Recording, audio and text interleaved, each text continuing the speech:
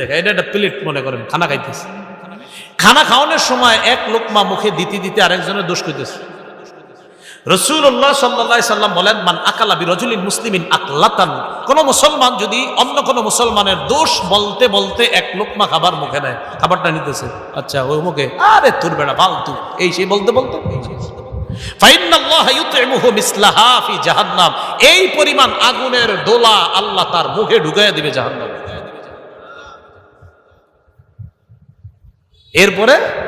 মনে করেন আপনি সেলোয়ার পরতেছেন, জামা পরতেছেন, জামা পরতে পরতে আরেকজনের দোষ কইতেছেন, জামা পরতেছেন, বিবি কয় কি অবস্থা মুখের, আরে তোর আর কইও না, বিবিরে কইতেছেন আর জামাটা পরতেছেন।